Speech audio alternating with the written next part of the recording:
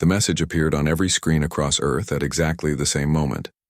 Admiral John Carter stood motionless on the bridge of the USS Defender, his eyes fixed on the alien figure displayed before him. The creature had blue-gray skin, 4 eyes arranged in a diamond pattern, and spoke perfect English with an unsettling mechanical precision. People of Earth, the Galactic Council has classified your civilization as hostile and dangerous. You have 72 hours to surrender control of your planet and accept our protective oversight. Resistance will be met with force. The transmission ended, leaving only static. For several seconds, no one on the bridge spoke. Then the communications officer broke the silence. Sir, we're getting reports that this message appeared simultaneously worldwide. Every television, computer, and phone displayed it at once. Admiral Carter nodded slowly. At 62 years old, he had served in 3 wars, but nothing had prepared him for this. Get me the president, he said quietly. 12 hours later, Carter sat in the Pentagon's underground war room with 24 of Earth's top military and scientific minds. Dr. Lisa Reeves, a physicist with short blonde hair and intense green eyes, was explaining why the aliens had chosen this moment to contact Earth. It's because of the FTL drive, she said, referring to the faster-than-light propulsion system she had successfully tested just 3 weeks earlier. They've been watching us. Once we developed the capability to reach other star systems, they decided we were a threat. But why call us hostile? Asked Susan Wright, the State Department's top diplomatic expert. We've never interacted with them before. They've been studying our history, Commander Paul Harrison suggested. He was younger than Carter by 20 years, with a reputation for unconventional thinking. All they see is war after war. From their perspective, we might look like savages. The president's voice came through the speaker in the center of the table. I've consulted with the United Nations Security Council. We're sending a response asking for more time and requesting a face-to-face meeting. Dr. Reeves, what capabilities do you think they have? Lisa hesitated. Based on the way they hijacked our global communications simultaneously, their technology is far beyond ours. If they can reach Earth from another star system, their weapons will be... She didn't finish the sentence. We need to prepare for the worst, Admiral Carter said. I recommend we move our nuclear submarines to hidden positions and place our space-based assets on high alert. The meeting continued for hours as they developed contingency plans. No one noticed when the deadline for a response passed. Captain Diane Miller was supervising lunar mining operations when she saw the flash. From her position at Tranquility Base, she had a perfect view of Research Station Armstrong, where her sister worked. One moment the station was there, and the next it was replaced by an expanding cloud of debris. We're under attack, she shouted into her communicator. All personnel to emergency shelters. She watched in horror as 3 sleek triangular ships moved into position above the lunar surface. They were unlike any spacecraft humans had built, with a metallic surface that seemed to absorb light rather than reflect it. Before she could give any more orders, Tranquility Base was hit. The pressure wave knocked her off her feet and emergency alarms blared as the habitat lost air. Miller pulled herself to the emergency shelter just as the outer dome collapsed. On Earth, Admiral Carter was receiving the first reports of the lunar attack when new alarms sounded. Multiple objects entering Earth's atmosphere, sir, a junior officer reported, her voice shaking. They're bypassing our defense network completely. Where are they heading? Carter demanded. The answer came seconds later as impacts were reported. In Washington, D.C., Beijing, Moscow, London, and a dozen other major cities. The Galactic Council had made its decision. Earth's request for more time had been denied. In the chaos that followed, Dr. Lisa Reeves was evacuated from the Pentagon to a secure facility beneath the Rocky Mountains. As her helicopter flew over Washington, she saw the devastation below. The first alien strikes had targeted military installations and government buildings with surgical precision. How many dead? She asked the Air Force officer sitting across from her. Estimates are in the thousands so far, he replied grimly. They're not carpet bombing. These are precision strikes against our command and control systems. Lisa stared out the window. They're being careful. They want the planet intact. When they arrived at the mountain facility, Lisa was surprised to find Commander Harrison already there, coordinating what remained of Earth's defensive capabilities.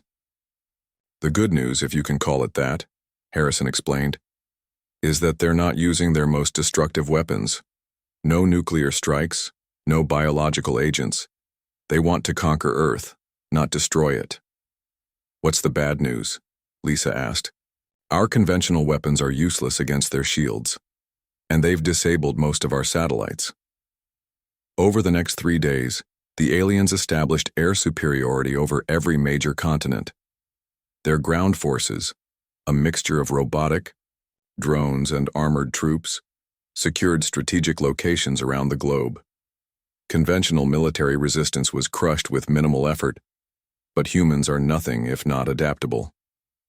Admiral Carter, operating from a nuclear submarine in the Pacific, began coordinating a guerrilla resistance. Captain Miller, one of the few survivors from the moon, used her knowledge of stealth operations to organize attacks against alien supply lines. And in her underground lab, Dr. Reeves worked day and night studying the alien technology from fragments recovered in battle. 3 weeks after the initial attack, Lisa made a breakthrough. She burst into the command center where Commander Harrison was reviewing defense plans.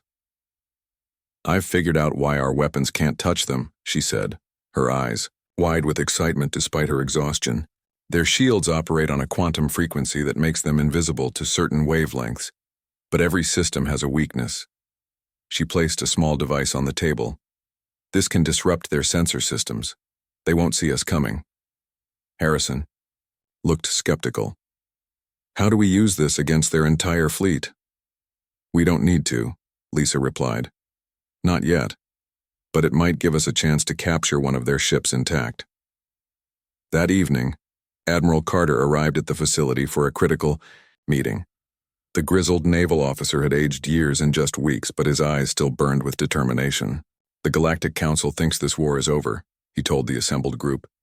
They think we're just going to surrender and become their subjects, but they've never faced humans before. He pointed to a map showing alien positions around the globe. They control the skies and the cities, but we still have the wilderness, the oceans, and most importantly, the human spirit. We're going to show them that declaring war on Earth was the biggest mistake in their galactic history. Carter looked around the room at the tired but resolute faces. Dr. Reeves, Captain Miller, Commander Harrison, you three will lead our first major counterattack. We're going to capture an alien vessel and turn their technology against them. In the corner of the room, Susan Wright, who had been monitoring alien communications, spoke up. There's something else you should know. I've decoded some of their transmissions. The Galactic Council isn't as unified as they want us to believe. 3 species voted against this war. We might have potential allies out there. For the first time since the invasion began, Admiral Carter smiled. Then we'll find them, but first we need to show the Council that humanity doesn't surrender. We strike back. Captain Diane Miller crouched behind a fallen concrete wall, her breath forming small clouds in the cold night air. 6 weeks had passed since the initial invasion, and Earth's cities had become battlegrounds. She peered through her night vision goggles at the alien patrol moving down the street. 2 tall armored soldiers flanked a hovering drone that scanned the ruins around them. Team 1 in position, whispered a voice in her earpiece. Team 2 ready, came another voice. Miller waited until the patrol passed directly beneath her position. Now, she said quietly. From 3 different hiding spots, her team fired EMP grenades at the aliens. The devices used Dr. Reeves's frequency disruption technology, and they worked perfectly. The drone dropped from the air, its systems fried while the soldiers' armored suits locked up, trapping them inside. Miller jumped down and approached the immobilized aliens. Package secure, she reported, bringing home 2 live ones. Underground, in the Rocky Mountain facility now called Haven, Dr. Lisa Reeves hadn't slept in 36 hours. Her laboratory walls were covered with diagrams of alien technology, pieced together from captured equipment. Commander Paul Harrison entered, carrying coffee and a ration pack. You need to eat, he said, placing the items on her desk. Lisa rubbed her eyes. I'm close to something, Paul. Their ships use a form of quantum entanglement for navigation. It's why they can appear and disappear so quickly. Harrison looked at her work. Though not a scientist, he had developed a basic understanding of the alien tech. Can we disrupt it? Better, Lisa replied with a tired smile. I think we can copy it. Their conversation was interrupted by an alert on Lisa's computer. She pulled up a video feed showing Captain Miller arriving with her captured aliens. We need to get down there, Harrison said. This is our first chance to actually communicate with them. The aliens were placed in separate holding cells designed to block any signals they might try to send. Admiral Carter personally supervised the operation. When Miller and Harrison arrived, Carter was staring through a one-way glass at one of the prisoners. What do you make of it? Carter asked them. The alien had removed its helmet, revealing a face similar to the one from the original message. Up close, the four eyes seemed to move independently, scanning different parts of the room simultaneously. Susan Wright is preparing to attempt communication, Carter explained. She's been studying their language from intercepted transmissions. Susan entered the alien's cell, accompanied by two guards. She sat down across from the creature and spoke several clicking, humming sounds. The alien's reaction was immediate. It straightened up and responded in the same language. For 20 minutes, Susan conversed with the alien, her expression growing more troubled with each exchange. Finally, she emerged from the cell. Well? Carter asked. His name is Vorex, a lieutenant in the Galactic Council's Enforcement Division, Susan explained. I got a lot of information, but I don't think it was intentional. Their species, the Carax, have very strict communication protocols. He answered my questions directly because I used the correct formal inquiries. What did he tell you? Miller asked. The Council consists of 17 species, but only 5 voted unanimously for war against Earth. The others were either against it or abstained. The Carax were the main advocates for invasion. Did he say why? Harrison asked. Susan nodded. This is where it gets interesting. According to him, humanity is classified as a disruptive species. Apparently, there have been others in the galaxy's history, species that advance too quickly and don't follow predictable development patterns. The Carax consider them threats to galactic stability. Carter frowned. So they attacked us because we're unpredictable? Essentially, yes, Susan replied. But there's more. He mentioned a faction within the Council called the Progressives, led by a species called the Arconians. They oppose the war and believe disruptive species bring useful innovation. This news spread quickly through Haven. For the first time, humans realized they weren't facing a completely united enemy. There might be potential allies among the stars. 2 days later, Admiral Carter called a meeting of his command staff. The room was crowded with military officers and scientists. Lisa Reeves arrived last, carrying a small device. I've got it, she announced. Using the captured alien tech and the principles of my FTL drive, we've created a working prototype. She placed the device on the table. It looked like a small metal box with glowing blue lines. This is a ghost drive, she explained. It bends space around an object, making it effectively invisible to standard sensors, including the ones the Council uses. How big a ship can it hide? Carter asked. With our current power sources, something about the size of a fighter jet, Lisa replied. But that's enough to start. Commander Harrison picked up the briefing. We've been secretly converting 12 F-35 fighters to operate in space. With these ghost drives installed, we can slip past the Council blockade. Captain Miller studied the tactical display showing alien positions in Earth orbit. What's the target? Their command and control center on the dark side of the moon, Harrison replied. Intelligence suggests it's lightly defended because they think we can't reach it. Admiral Carter stood up. This is the beginning of our counterattack. While the fighter squadron creates a distraction, Captain Miller will lead a small team to infiltrate an enemy vessel. Commander Harrison will coordinate from Earth. Dr. Reeves will continue developing weapons based on their technology. The room fell silent as everyone contemplated the risks. Earth's first offensive action against an enemy with vastly superior technology seemed almost suicidal. One more thing, Carter added. Susan Wright has made contact with the Arconians through encrypted channels. They're willing to meet with human representatives. If we can demonstrate that we're a serious fighting force, they might provide assistance. 3 days later, Captain Miller sat in the cockpit of a modified F-35, now equipped with life support systems and Lisa's ghost drive. 11 other pilots prepared for launch from a hidden base in the Nevada desert. Remember, Miller told her squadron, over the radio, standard weapons won't penetrate their shields. We're using Dr. Reeves' frequency-targeted missiles. Aim for their propulsion systems and sensors. The fighters took off one by one, climbing straight up into the night sky. As they reached the edge of space, Miller activated her ghost drive. The sensation was strange, like sliding sideways through reality. The Earth's curvature appeared below, beautiful and fragile, while above them the stars shone without atmospheric distortion. "Ghost Squadron, maintain formation," Miller ordered. "Council ship straight ahead." Dozens of alien vessels patrolled Earth's orbit, their sleek forms silhouetted against the planet.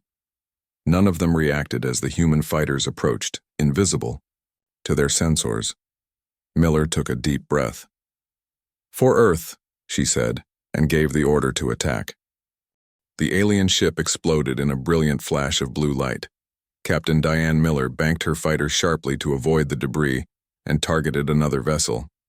Around her, the 11 other fighters of Ghost Squadron were causing chaos among the Council fleet. Their sudden appearance, seemingly out of nowhere, had caught the aliens completely by surprise. "Target their communication array," Miller ordered over the squadron channel. "Remember the plan." The goal wasn't to destroy the entire fleet. That would be impossible with just 12 fighters. Instead, they needed to create enough confusion for the second part of the mission to succeed. On the far side of the firefight, a single transport ship carrying Commander Paul Harrison and a strike team of 20 soldiers approached the Council's command center on the moon. Their vessel was also equipped with a ghost drive, making them invisible until they deactivated it at the last moment. "We're in position," Harrison reported, "beginning our approach." In the Nevada desert base, Admiral Carter and Dr. Lisa Reeves monitored both operations from a command center deep underground. Dozens of screens displayed tactical information, while communications officers relayed messages between Earth and the attack teams. "Miller's squadron has their attention," Carter observed. "Harrison's team is clear to land." Lisa checked the readings from the ghost drives. "The technology is holding. Their sensors haven't detected Harrison's ship yet." The team watched as Harrison's transport touched down on the lunar surface just half a mile from the alien command center. The strike team disembarked quickly, their specialized spacesuits allowing them to move faster than standard NASA equipment would have permitted. "We're approaching the base," Harrison reported. "No resistance yet." Meanwhile, in orbit, the battle was intensifying. The Council ships had recovered from their initial surprise and were organizing a counterattack. 3 Ghost Squadron fighters had already been destroyed. "We're taking heavy fire," Miller reported, her voice steady despite the danger. "How much longer do you need?" "Keep them busy for 10 more minutes," Carter replied. "Harrison's team is almost in position."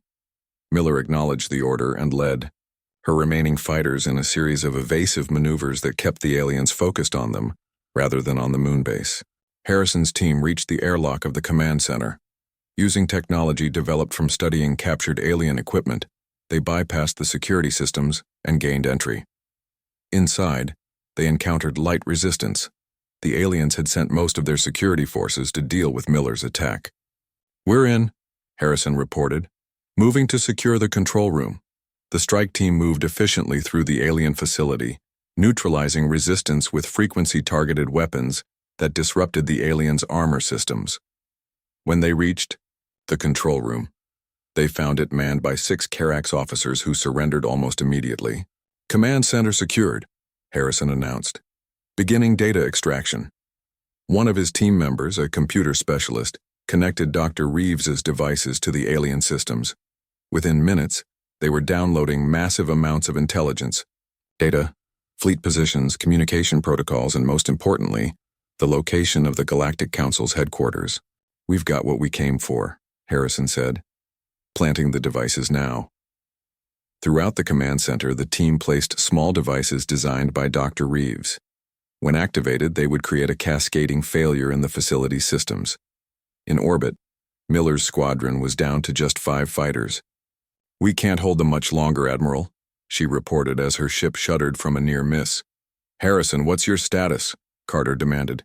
"Extraction in progress," Harrison replied. 2 minutes to launch." Miller gritted her teeth and led her remaining pilots in a desperate attack on the largest alien vessel, trying to buy those crucial minutes. On the moon, Harrison's team returned to their transport and lifted off just as the first alien reinforcements arrived. "We're airborne," he reported. "Activating Ghost Drive now."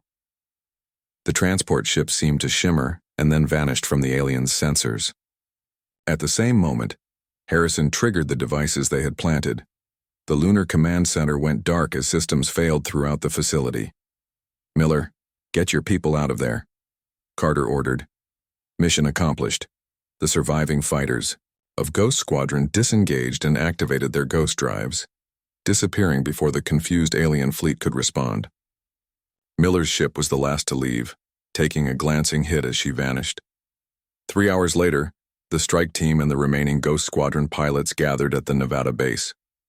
Despite their losses, the mood was triumphant. For the first time, humans had successfully struck back against the invaders. Admiral Carter addressed the assembled group. "What you've accomplished today will change the course of this war. The intelligence you've gathered gives us our first real advantage." Dr. Reeves stepped forward, holding a data tablet. "The information from the command center confirms what our prisoner told us. The Galactic Council is divided over this war. And now we know where to find our potential allies." She displayed a star map showing the location of the Arconian homeworld, one of the species that had opposed the war against Earth. "There's more," she continued. "The command center contained detailed specifications for council ships. I can use this to improve our ghost drives and develop more effective weapons." Susan Wright joined them, excitement visible on her usually calm face. "I've made contact with an Arconian diplomat through the communication codes we captured. They're willing to meet with us, but we need to travel to a neutral system." Carter nodded. "That's our next mission. Commander Harrison, I want you to lead a diplomatic team to meet with the Arconians. Take our largest ship with the improved ghost drive." "What about the rest of us?" Miller asked. "Captain, you and I will coordinate Earth's defense," Carter replied. "With the Lunar Command Center disabled, the aliens will be in disarray for a while. We need to use that time to strengthen our position and free more territory." For the next 2 weeks, Harrison worked with Dr. Reeves to prepare for the diplomatic mission, while Miller led resistance forces in a series of attacks on alien ground positions. Each day, more humans joined the fight as word spread of their successes. The captured data had revealed another crucial fact. The Council had expected a quick surrender and hadn't committed their full forces to Earth. Most of their fleet was engaged elsewhere in the galaxy, dealing with other conflicts. If Earth could establish an alliance with the Arconians before those forces arrived, they might have a chance. On the day of Harrison's departure, Admiral Carter met him at the launch site. The ship was Earth's first true starship, built around a captured alien vessel and enhanced with Dr. Reeves's improvements. "This mission may determine the fate of our species," Carter told him. "Find these Arconians, convince them to help us." Harrison saluted. "We won't let you down, sir." As the ship rose into the night sky, Dr. Reeves watched with mixed emotions. The technology she had created to explore the stars was now being used for war, but it was also humanity's best hope for survival. "Do you think they'll succeed?" she asked Carter. The Admiral's weathered face showed a rare smile. "If there's one thing I've learned about humans in my years of service, it's that we're at our best when everything is against us. The Council thought they were attacking a weak, divided species. Instead, they've united us like nothing in history ever has." He looked up as Harrison's ship disappeared from view. The Galactic Council made a grave mistake declaring war on Earth. Now they're about to learn exactly what humanity is capable of when we strike back. Commander Paul Harrison stood before the Arconian Council, feeling the weight of Earth's future on his shoulders. After a week of travel through space, his team had reached the neutral meeting point, a small space station orbiting an uninhabited planet in unclaimed territory. The Arconians had arrived 2 days earlier and had been cautiously friendly. Unlike the blue-gray Carax, the Arconians had copper-colored skin and only 2 eyes, making them appear more human-like. Their ambassador, Solara, had a translator device that converted her musical language into English. "We have reviewed the evidence you provided," Solara said, her voice melodic even through the translator. "The attack on Earth was not authorized by the full council. The Carax exceeded their authority." Susan Wright, who had accompanied Harrison, stepped forward. "Then help us. With your technology and our determination, we can force the council to end this war." The 5 Arconian council members conferred among themselves, speaking too softly for the translation devices to pick up. Finally, Solara turned back to the humans. "We will provide technical assistance and medical aid. However, we cannot openly fight against other council members. That would start a galactic civil war." Harrison had expected this response. "We understand your position. Even limited help will make a difference." The agreement was formalized, and within hours, Arconian engineers began showing the humans how to improve their ghost drive technology. Most importantly, they provided the specifications for a device that could disrupt the quantum communications network the Council relied upon. With this, an Arconian engineer explained to Harrison, "You can isolate entire battle groups. They won't be able to call for reinforcements or coordinate attacks." Meanwhile, back on Earth, the war had entered a new phase. Captain Diane Miller's resistance forces had grown from small guerrilla bands into an organized army. Using the ghost drive technology to move troops and supplies undetected, they had liberated large areas of the American Midwest and parts of Western Europe. Dr. Lisa Reeves had established manufacturing facilities in these free zones, producing weapons based on alien technology. Admiral Carter commanded from a mobile headquarters that changed location frequently to avoid detection. In her latest mission, Miller led a force of 300 soldiers against an alien processing center in what had once been Chicago. The facility was where the aliens separated humans for various purposes. Some were sent to labor camps, others used for research. "Remember, these are our people in there," Miller told her team as they prepared to attack. "Minimal explosives. Maximum precision." The assault began at dawn. Ghost drive-equipped vehicles dropped Miller's forces at 4 entry points simultaneously. The aliens inside had no warning before human soldiers breached their defenses. Miller led the team entering through the north gate. They moved efficiently through the facility, neutralizing alien guards with frequency-targeted weapons that disabled their armor systems without causing explosions that might harm prisoners. "Command center secure," reported one of her squad leaders over the radio. "We're accessing their systems now." Miller reached the main holding area, where hundreds of humans were kept in large cells. As her soldiers opened the doors, the prisoners emerged cautiously at first, then with growing excitement as they realized they were being rescued. A young woman approached Miller. "You're really fighting back? We heard rumors, but the aliens told us resistance had been crushed." "They lied," Miller replied. "We control territory now, we have safe zones, and we're getting stronger every day." By noon, all prisoners had been evacuated, and the facility was under human control. Miller's technicians worked quickly to download data from the alien systems before they destroyed the building. One of the technicians called Miller over, excitement in his voice. "Captain, I found something important. Look at these shipping manifests." The screen showed lists of resources being sent off-planet. Miller studied them for a moment before understanding dawned. "They're mining Earth for something specific. These aren't random resources, they're looking for particular elements." This information was immediately relayed to Admiral Carter, who shared it with Dr. Reeves at her laboratory. "It makes sense," Lisa said as she reviewed the data. "Several of these elements are rare in the galaxy but relatively common on Earth. This might be part of why they attacked us." Carter's weathered face hardened. "So it wasn't just about preventing a potential threat. They wanted our resources, too." "This changes our understanding of their motivation," Lisa replied, "and it gives us another potential weakness to exploit." 3 days later, Commander Harrison's ship returned from the diplomatic mission. As Harrison descended from the vessel, Admiral Carter could see from his expression that the news was positive. "The Arconians have agreed to help us," Harrison reported once they were inside the secure command center. "Not with direct military support, but with technology and intelligence." He displayed a holographic schematic that the Arconians had provided. "This is the quantum disruptor. It can disable Council communications across entire star systems. Without their coordination advantage, their forces will be vulnerable." Dr. Reeves examined the schematic with growing excitement. "I can build this. We'll need to raid some alien facilities for components, but it's doable." "There's more," Harrison continued. "The Arconians informed us that 2 other Council species, the Vox and the Nari, are also questioning the war.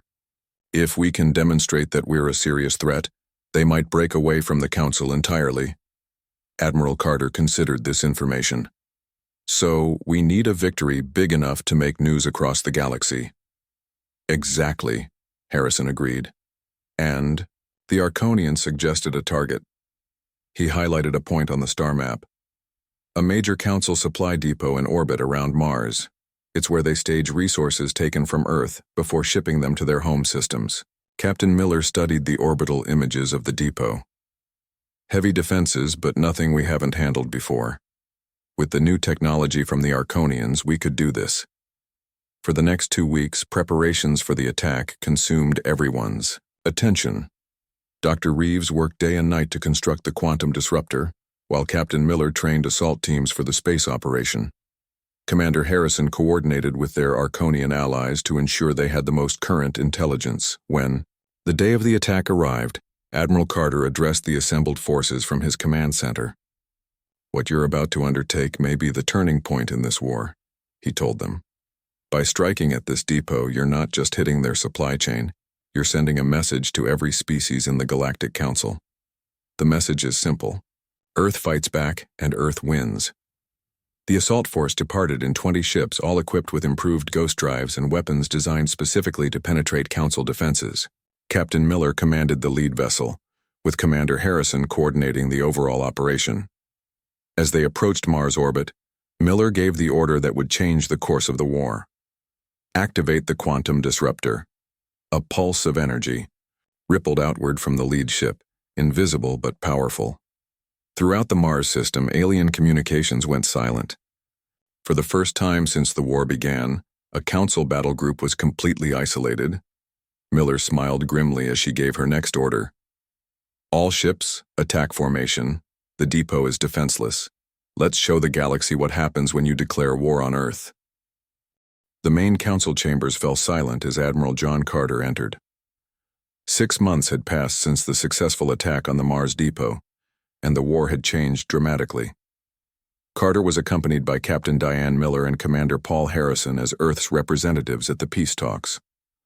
Behind them stood Ambassador Solara of the Arconians, who had arranged this meeting. The chamber was a vast circular room with seats for representatives of all 17 species of the Galactic Council, but only 11 seats were filled today. The others, including the Vox, Nari, and 3 more species, had broken away from the Council after the Mars attack demonstrated Earth's power.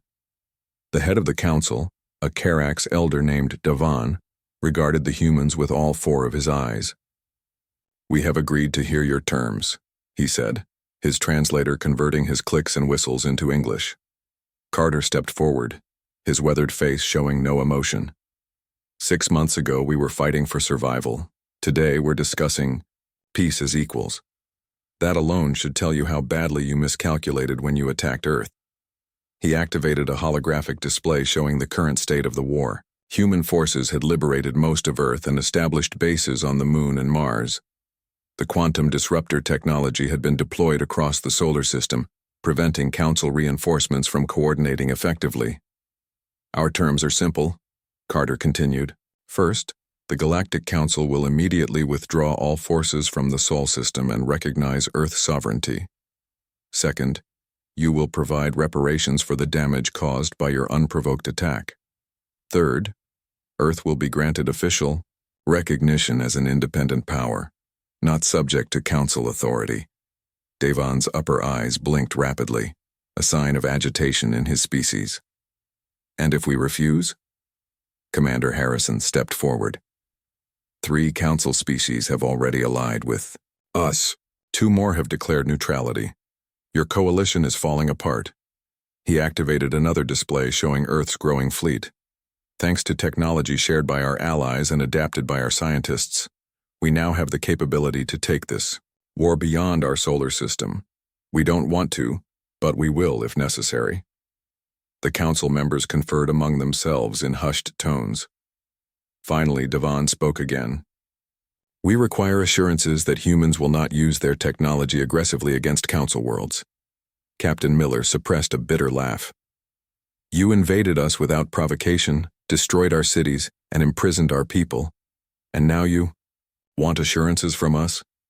Despite her anger, this was actually the response they had anticipated. Admiral Carter nodded to Susan Wright, who had been working on the diplomatic solution for months. We are prepared to sign a mutual non-aggression pact, Susan said, stepping forward with a document. Earth has no interest in conquest. We only want peace and the freedom to develop on our own terms. The negotiations continued for 3 days. While the Council initially tried to impose restrictions on human technology development, they eventually accepted that they were no longer in a position to dictate terms. The war had proven that even with superior technology, they could not subdue the human spirit. On the final day, Admiral Carter, Captain Miller, and Commander Harrison watched as representatives of both sides signed the peace treaty. Earth was recognized as a sovereign power, free from council oversight. The reparations would help rebuild devastated cities, and the technology gained during the war would accelerate human advancement by centuries. As they left the council chambers, Miller turned to Carter. Do you think they'll honor it? They don't have much choice, Carter replied. They've seen what happens when they underestimate us. Besides, with the Arconians, Vox, and Nari as our allies, the balance of power has shifted. Back on Earth, Dr. Lisa Reeves watched the news of the treaty signing from her laboratory.